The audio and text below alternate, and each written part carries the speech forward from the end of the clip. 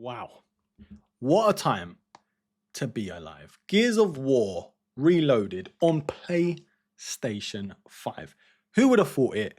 It's been a long time coming. Now, a bit of context before we get properly into it. Yes, I got this game a couple days early. I don't know why, where I pre-ordered it from. It was from the Game Collection website, I think it was. So yeah, a few days early, I think 4 days. 27th is coming out in the UK.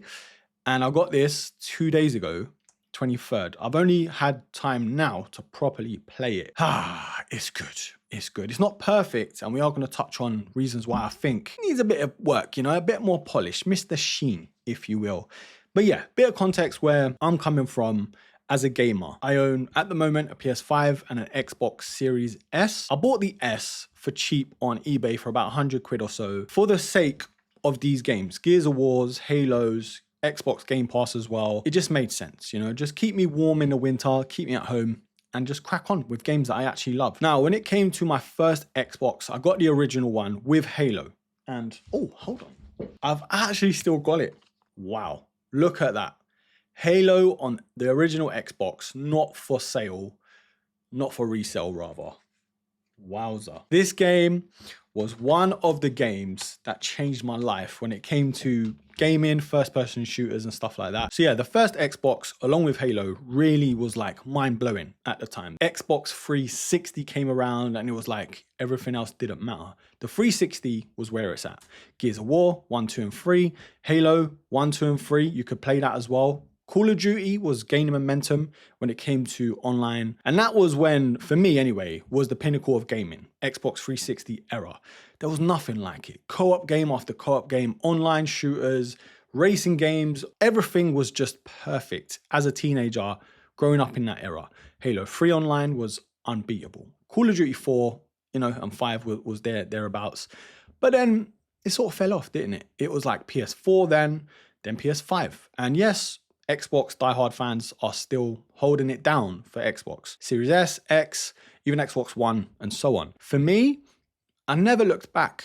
I went to PS4 because I think it was the first console out of that sort of console war and that generation. And yeah, I didn't go back. It was just like, no, I have to let go of all the Gears of War love I had, the Halo love, and just forgot about it. But of course, by then, the likes of Uncharted was booming. Last of Us was definitely on and up, and that was it. And for me, that's all I wanted. I wanted single player story mode games. Yes, online Call of Duties never went anywhere. Me and my mates up until 2, 3, 4, 5, 6 a.m. sometimes. Recently, just circling back or moving forward, we got it. We absolutely got it. Am I gutted I bought the Xbox Series S when I did? No, because it kind of reignited my love for the franchises like Gears of War, Halo. And it was just like, yeah, this is what it's about, being a gamer. And even sort of getting that nostalgic hit, it was worth it. The Game Pass alone is very much worth the money. The PS5 though is where it's at in terms of my go-to console. All my friends are on it when it comes to online gaming. Putting all that aside, a long-winded intro,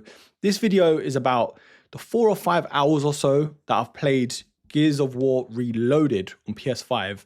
No, this is not an extensive review. This is just kind of like first impressions, what I've noticed, what I would change, what I want going forward when it comes to updates and yeah, stuff like that. This is gonna be awesome. Hey, are you the Marcus Phoenix?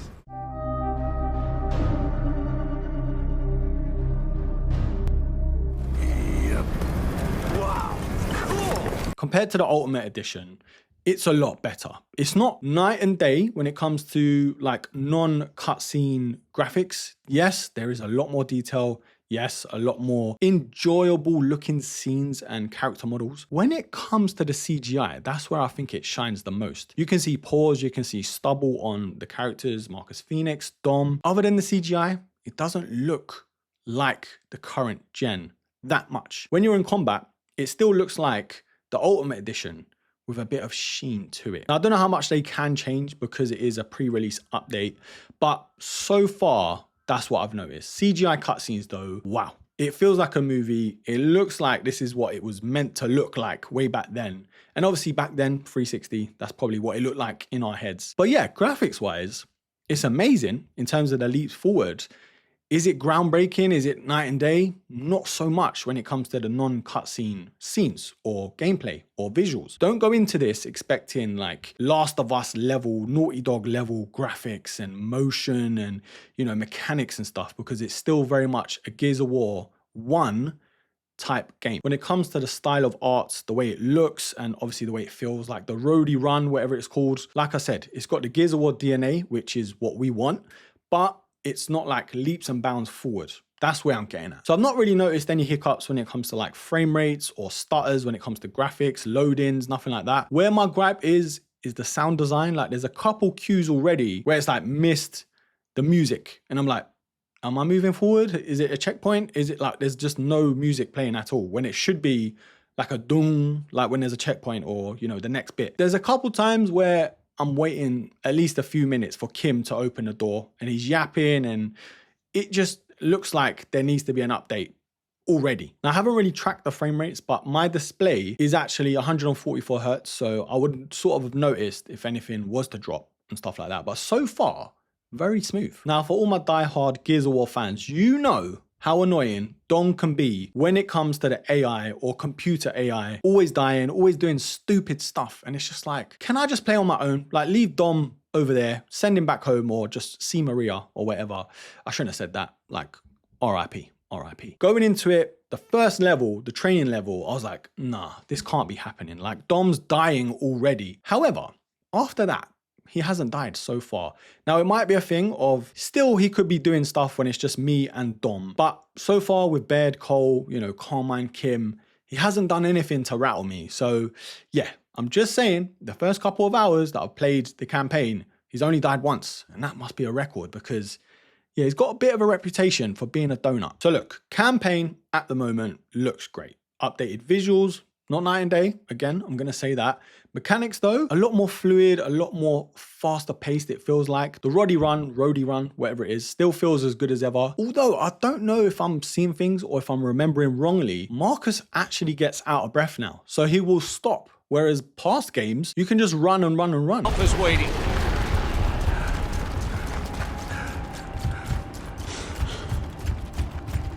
Okay, man, here we go. You still got it?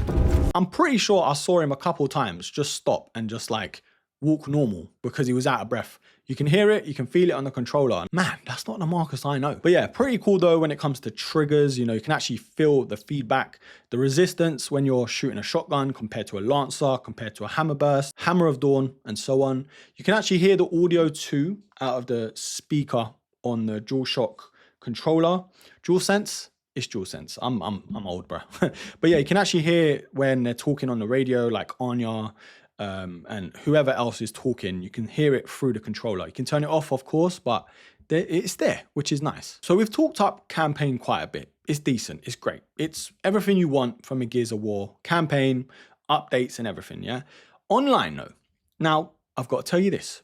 I'm so bad at this game. I've never been so bad at an online part of a game than Gears of War. Like, it stems from Xbox 360 days. I don't know why. I didn't really enjoy it though back in the day because people were so good with the shotgun, with the slides, you know what I'm talking about, you know, the cover slides and stuff. And I thought, no, I'm not doing it. I'm not stressing myself out.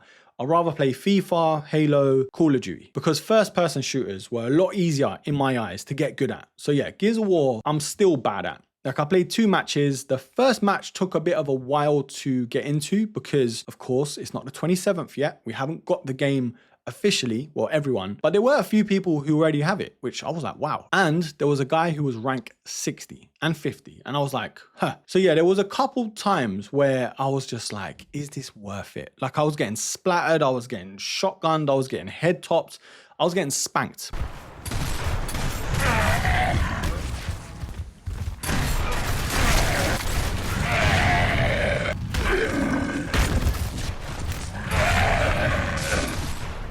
But for some odd reason, it's exciting to play still. Like, I was getting wiped the floor with, but I still wanted to play the next game.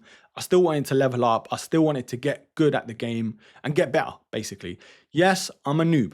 And as experienced as I am with gaming, I'm still bad. I'm terrible. Like 20 years on almost, and I'm still bad at online. It's a bit disappointing. Like there were some cool modes on there. I think Team Deathmatch, 2v2, Nash Execution, Assassin, like all these other modes, which I don't even think the original had. Now, one thing I'm going to mention that we don't have in this game, and I think it was only Gears of War 2 where we got the Horde mode. We don't have it. And it's a bit annoying because I know my friends want to get this game for the first time. That'll be a cool mode to sort of dive into, you know, kill some locusts, rank up in that way, and just get better and better at the game. So yeah, there's no Horde mode, which I'm a bit disappointed about. Could they add that later? Yes, DLC or even just an update, hopefully.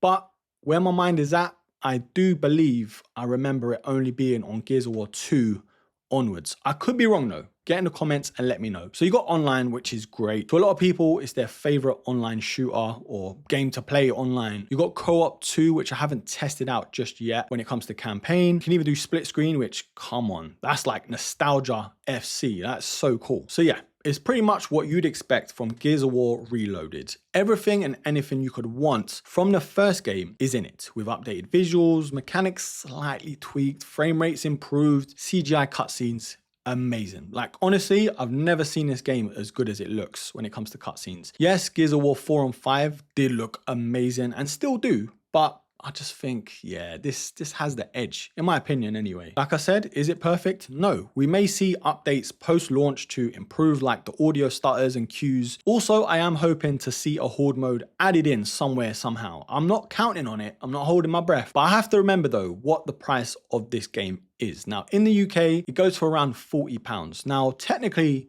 a remaster of a remaster, and there are some places like Curry's doing it for £30 with a code. So for what you're paying, you're still getting a full game and the online mode too, but it's not like a £60-70 game, which some companies do that, you know, do that. Some companies do that, basically. You know what I'm saying. You're getting a full game for not the full price is what I'm trying to get at. So yeah, I'm impressed. I mean, they've done a lot right. And crossplay, I haven't even mentioned crossplay. Like I can still play with my friends who are on Xbox, whether it is campaign or even online mode. So yeah, that's kind of cool. I never even thought about that. I totally forgot about crossplay. That is kind of my 2 pence, my first impressions with Gears of War Reloaded on PS5. I've got the normal PS5, not the Pro, so I can't really comment on that. Comparing it to the Ultimate Edition and of course the OG on 360, miles better. The best I've seen Gears of War, hands down.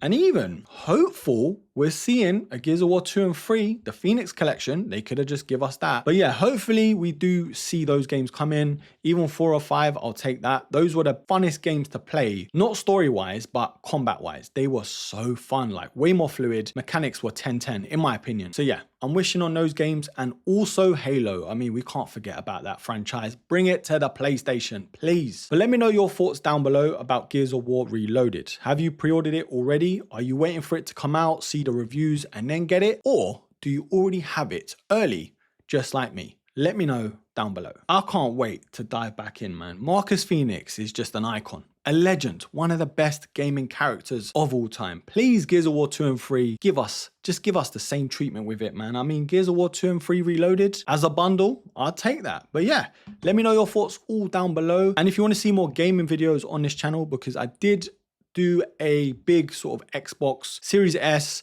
in 2025, that has gone like mad when it comes to like views on this channel anyway, over 100,000, which yeah, is crazy. Talking of channels though, I am almost at 1,000 subs, so you guys know what to do. Help a brother out, you know, like, comment, share, subscribe, all that good stuff. And let me know what the next video should be. Should I do an update review on this? Should I do an update review on the Xbox Series S? Although I haven't played it in months. So yeah, might even include that in the review. Anyways, don't forget, do all of that other good stuff for me. Please like, comment, share, subscribe. I've already told you that. But yes, until the next episode, take care.